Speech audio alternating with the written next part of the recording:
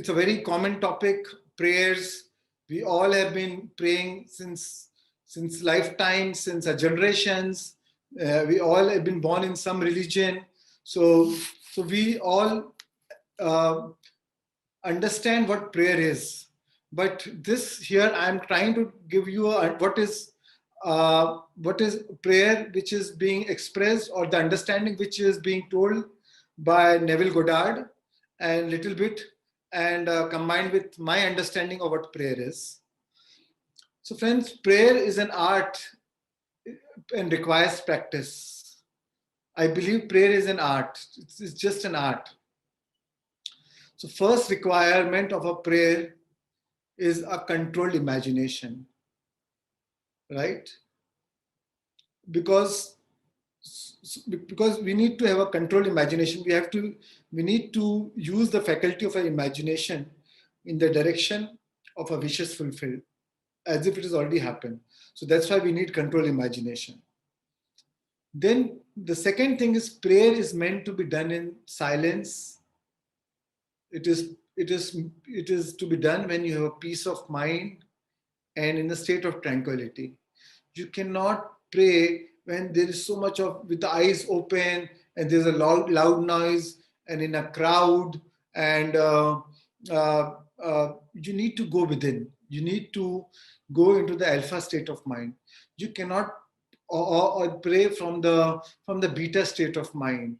I mean, you can pray, but then the prayer is not effective.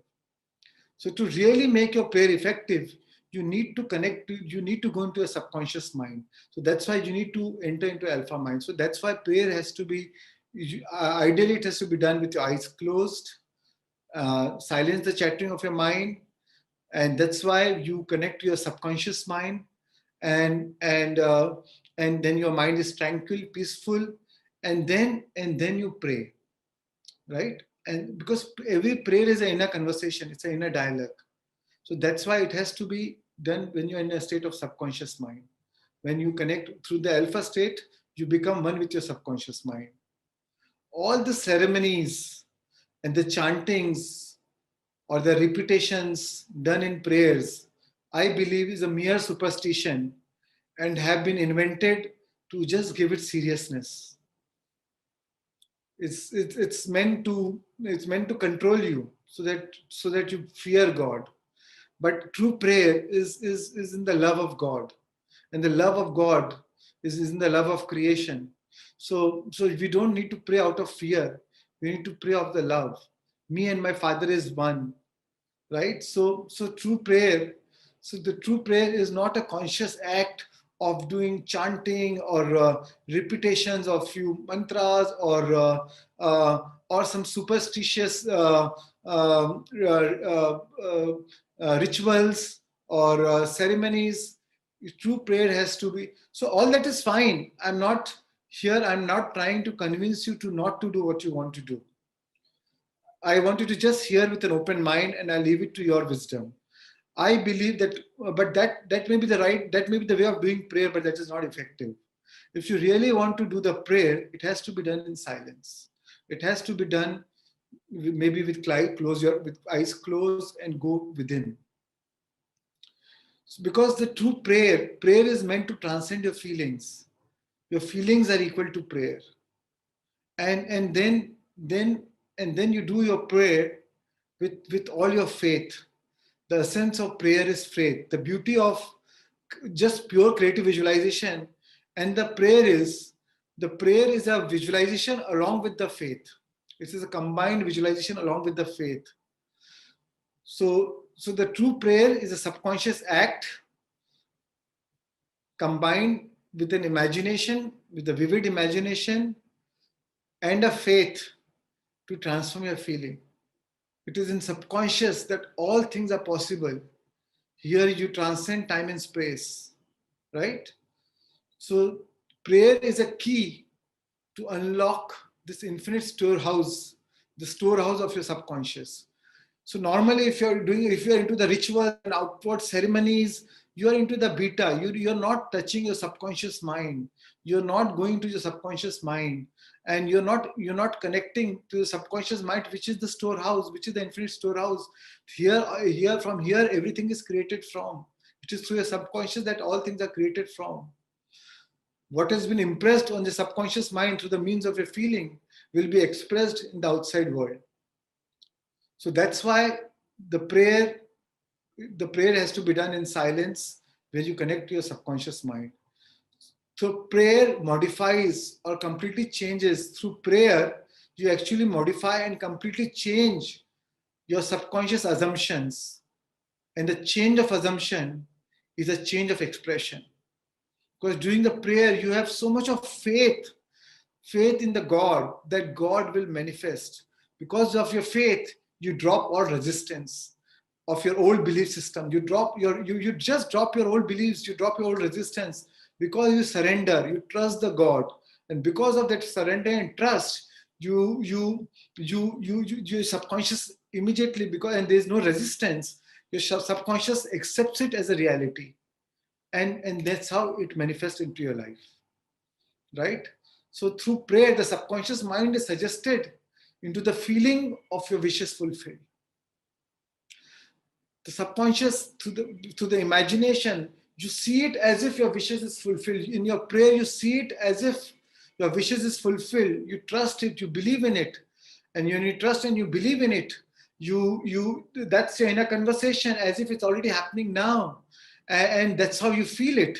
And through the means of your feeling, you communicate directly to your subconscious mind, and that's what you sow into the subconscious mind.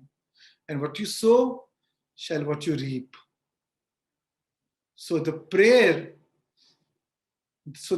is an art of assuming the feeling of being and having that which you want, feeling as if your wishes are fulfilled. Again, I'll repeat. Prayer is an art of feeling of being and having that which you want, feeling as if your wishes are fulfilled.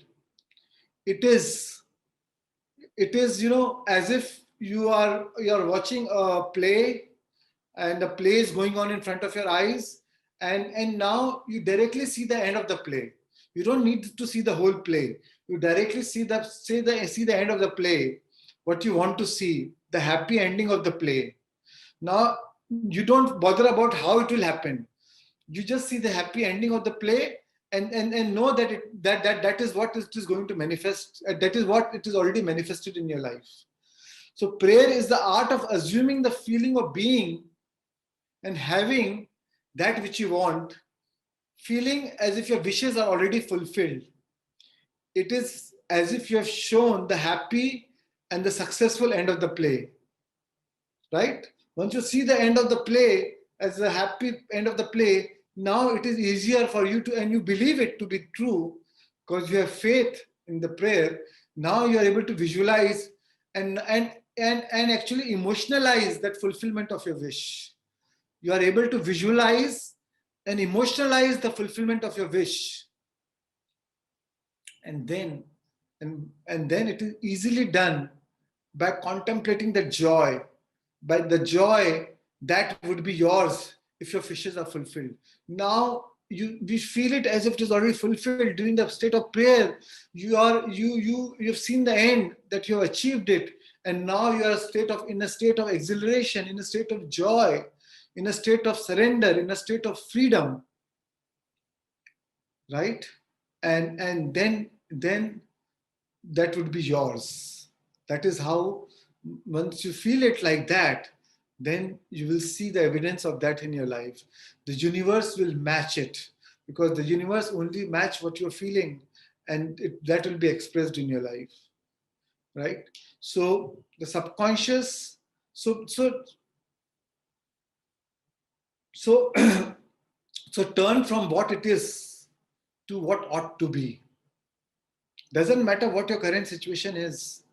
Turn from what it is to what ought to be.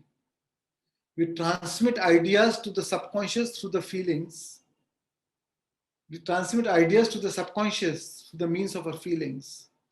The subconscious transmit ideas. Suppose now we want to pray for somebody else.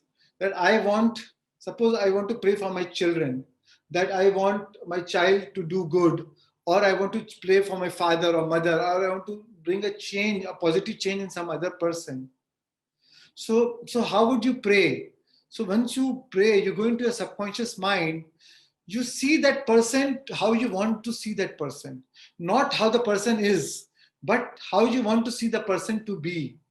And imagine that person responding to you in that way, how you wanted to see him to be.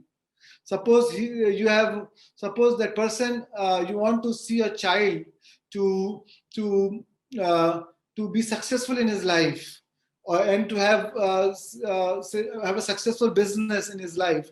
Then see if as if his business is being very successful and he's very happy, he's very responsive, he's feeling the freedom, and all his wishes are fulfilled, and now he's thankful to you for your guidance, and he's hugging you, and you have a great relationship. Whatever you see it as happening, and then you're also corresponding to that feeling. So the prayer has to be so vivid in your mind. Whatever you ardently desire, sincerely believe in, sincerely believe in. That is where your faith comes. Whatever you ardently desire, sincerely believe in, vividly imagine as if it's true, and enthusiastically act upon, shall inevitably come to pass. And enthusiastically, through your feelings, act upon, shall be inevitably come to pass. And even if it is not there in the universe, even if it is not there in this universe, it shall be created for you. Right? So ask and it is given. So you're unexpressed. So the subconscious transmits ideas from mind to mind through telepathy. Whatever you're thinking that person to become, your subconscious, without even that person knowing that consciously, through your mind to mind, you're communicating that person to the telepathy. So the prayer is actually a telepathic communication to your future of what you want to be in your life, or a change in others' life. So it is your telepathic communication to your future, drawing it to your present moment. Right? So your unexpressed convictions, your unexpressed convictions of others are transmitted to them without their conscious knowledge or consent. And if it is subconsciously accepted by them, will actually influence their behavior. So it doesn't matter whether they know it or not. That's how, without even telling them, without even their knowing, you can change their behavior of them through the means of your prayers, or your imaginations, or your inner conversations, through the means of your feelings. But as long as you transmit it through your subconscious mind, and that's how you change your behavior, and then you can influence their behavior. As long as you sincerely believe as true of them, true of another, as long as you sincerely believe as true of another, you will awaken that within that person. You believe that to be true in that person. As you express trust and surrender to the higher power, you drop all resistance towards possible failures and challenges. Because suppose I want abundance in my life, but I am having a lack situation in the current situation. I'm going through financial difficulties and challenges. But once I pray and I express trust and surrender to the higher power, and I believe, and I've seen the end of abundance, and money is flowing into my life, and I'm seeing experiencing the joy and the feeling of it. I felt the feeling of it. And because of the faith in the higher power, I drop all resistance. When I go into the subconscious mind, I'm no more conscious of my current environment, of my current three-dimensional reality of the challenges and adversities. I've moved beyond my senses, and now I've become nobody, no one, nowhere, no place, and no time. I moved beyond time and space, and now I've dropped all resistance. Now I've raised my vibrations. Now me and my Father is one. I've connected to the divine, and now me and my God is one. And that's why I'm able to tune into the frequency of God. And that's why I'll give expression to what I'm praying for. right? So as you express trust and surrender to the higher power, you drop all resistance towards possible failures and challenges. Having once witnessed the end, even in the midst of adversities, you remain calm and secure in the knowingness that the end is perfectly defined. Because even in your current, when you move out of your prayer and we face challenge in your life, you trust, you have faith in God. You know, you've seen the end, and you know that help is always on the way. You know that whatever will happen for my best, and you know only good things will come to you. So that's how you believe in that outcome of good, of that pure positive emotion, pure positive energy, and you know that it will be, it will, you will manifest that into your life. And that's why you will easily, without being caught or without being drowned into those negative emotions of those situations, you will easily sail through it. You'll easily sail through it. So because you trust the process, so so you trust the process, you have faith in God. So you have a knowingness that for God, you know that for God all things are possible. The acceptance of end, the acceptance of end wills the means to that end. Again, I'll repeat. The acceptance of end wills the mean to an end. Once you have seen the end, then the whole universe will conspire to make that happen. All the cooperative components of the universe will conspire together to make that happen for you. The acceptance of end wills the means to that end. That's why it is said, faith can move mountains. For God, all things are possible. And imagination is the beginning of growth of all forms. Imagination is the beginning of growth of all forms, all physical realities. And faith is the substance out of which they are formed. So this through imagination, we give form and they start growing, but the substance, the content, the substance with what they with what they grow, the cooperative component is the faith. Because with faith, with your belief, then the all cooperative components of the quantum universe of the world come together to make it manifest for you. And even if it is not there in this universe, it shall be created for you. Right? So imagination and faith are the secrets of creation. Again, I'll repeat, imagination and faith are the secrets of creation. The confident expectation of the state of the most potent means of bringing it about, the confident expectation of the cure does that which no medical means can accomplish. So suppose if you want to heal somebody,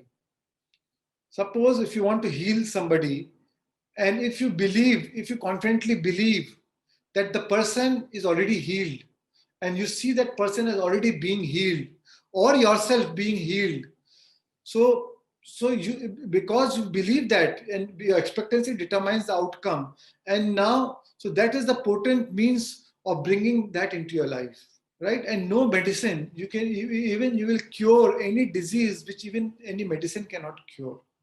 So this is the power of prayer. This is the power of your imagination. This is the power of your creative, of your inner conversation, or of your feelings, right? So too little emotion. Now again, I'll tell you, what are the challenges? What are the roadblocks to our prayer? Two things: either we have too little emotion, or we apply too much of intellect, and both are the stumbling blocks to the prayers. If we are not able to feel what we want in the direction of our wishes and fulfilled, if you're not able to emotionalize it, even if you're visualizing it, but if you're not able to emotionalize it, then it is a stumbling block to your prayer. Or if you apply too much of intellect, if you are apply too much of intellect, oh, how it can happen, it doesn't matter, my current situation is like that, God is outside of me, I don't trust him, or I don't have faith, or if you believe that, or whatever, so then it will not happen, right? So two stumbling blocks, too little emotion or too much intellect, both are the stumbling block to your prayers. So because the logic does not produce magic, you have to believe it to be true, and once you believe it, so shall it be. So assume the feeling of your wishes fulfilled, assume the feeling of your wishes fulfilled, and continue to nurture this feeling that it's fulfilled until it's objectify itself. So until the feeling is objectified, you continue to assume that feeling and continue to nurture this feeling. So you be steady in that feeling, even when you go back out of your prayer in the normal life, through our awareness, through the help of meditation, right? So if a physical fact can produce so how it is reversely, so how it is a law of cause and effect, or you can be causing an effect. Either there could be a cause outside, we can change the effect inside, or you can be cause and effect. Both are inversely proportional, and both are true. If a physical fact can produce a psychological state, if something happened in your current situation, in your current life, and that produces a psychological state of maybe trauma or anger or joy or happiness, the same way it is inversely true. Now, if without, in spite of the current situation, if you create a psychological state of joy and happiness and feel it and have that inner conversation about it and feel it, then you will produce the physical condition corresponding to that emotional state. So either both are inversely true. If a physical fact can produce a psychological state, then inversely a psychological state can produce a physical fact. Again, I'll repeat, if a physical fact can produce a psychological state, then inversely a psychological state can produce a physical fact. Then another things to be remember while faith during the prayer is, when you pray, if you're praying for others, you are actually not just praying for others. In the Bible, it is said both are merciful, for both shall receive the blessings. When you pray for the mercy of others, even you are receiving the blessing. The quality of mercy is blessed twice. When you pray for others, you are blessed twice. The good you subjectively accept as true for others will not only be expressed by them, but a full share will also be realized by you. Again, I'll repeat, the good you subjectively accept as true for others will not only be expressed by them, but a full share will be realized by you. So when you pray for others, you are actually blessed twice. It's also for others, and also it benefits you. And the best feeling is once you surrender, once you have faith, once you give it to the higher power, you don't determine how you want to achieve. You trust that the universe know how it will bring it into your life. You leave it to the higher God, in the higher mind. And then you end the prayer with gratitude, as if the universe already achieved what you want to manifest in your life, as if you have already achieved. So give prayer. Gratitude is the ultimate state of receivership.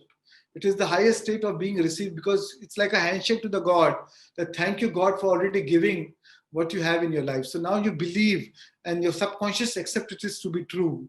And that is what it will express into your objective world, into your three-dimensional reality as your experience.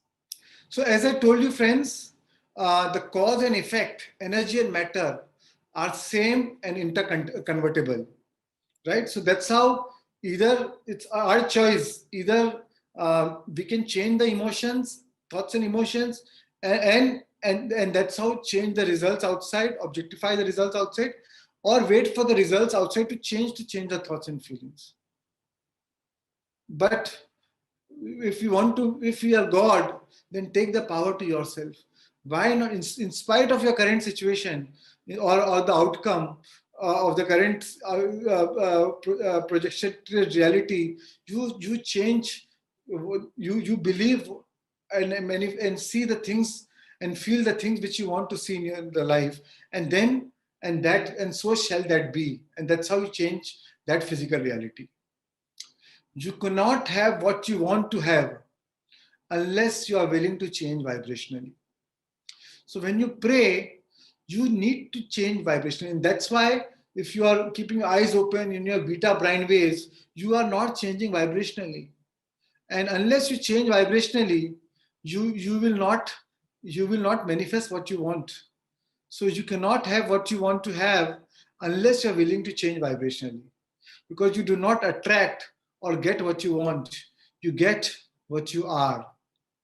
Right? When you change yourself vibrationally, then the universe will match. The universe always play the match game. So when you're thinking, you are actually in asking mode. But when you're feeling, you are in a receiving mode. So through prayer, you need to be in a receiving mode. You need to be feeling what you're praying for. So that's why you are in a receiving mode. That's why when you're praying, you're in a frequency. So ask yourself when you're praying, am I in the frequency of asking or receiving too? Because only when you're feeling, then you're in the receiving mode. Anything you accept fully will take you. Eckhart Tolle said, anything that you accept fully will take you into peace. Once you accept it fully and you trust it and you surrender and you have faith and you accept fully to be true, you will feel so peaceful after your prayer or during your prayer. So anything that you accept fully will take you into peace. This is the miracle of surrender. That's what Eckhart Tolle says. This is the miracle of surrender. So you don't make things happen. You just hold the vibration with the means of your prayer and then allow the things to happen. You don't make things happen. During the prayer, through the means of your feeling, you just hold the vibration and allow the things to happen. Ask what you want and not how you want. Surrender how to the greater mind, because logic does not produce magic. Contemplate yourself as being surrounded by the conditions that you want to produce. Now you already contemplate as if these are the conditions which you want to produce is already there in your life. It says your feeling is equal to prayer. And if you deserve it, the universe will serve it. And how you deserve it? Through the means of your feeling. Because you get what you are, not what you want. So if you deserve it, the universe will feel it. Feelings are equal to prayers. Your prayer is actually a feeling of your fulfilled desire.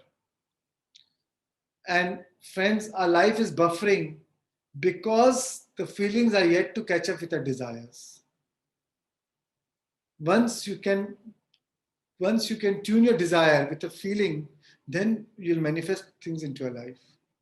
So prayer is a great tool with the help of imagination and faith to drop your resistance and marry your thoughts, your imagination with your feelings and put it into your subconscious mind, sow it into your subconscious mind and fulfill your desires. Because your vibration always precedes manifestation.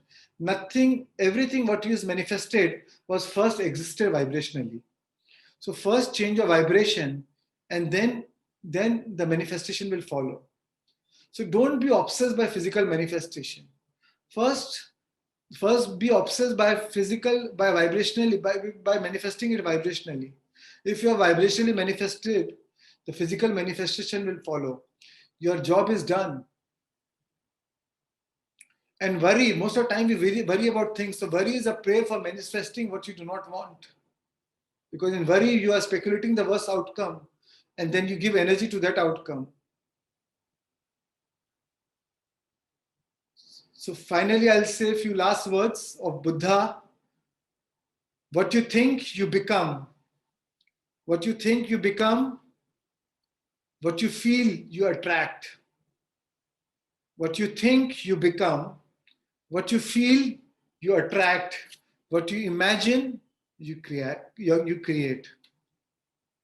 So use the means of thinking, feeling, and imagination to change your life. Feeling a state produces that state. Feeling a state produces that state. What you feel about, you bring about. The way what you feel about, you bring about. Ask and it shall be given. Seek and you will find. Knock and it shall be open unto you. Right? In Bible it is said, ask and it shall be given. Seek and you will find. Knock and it shall be open unto you.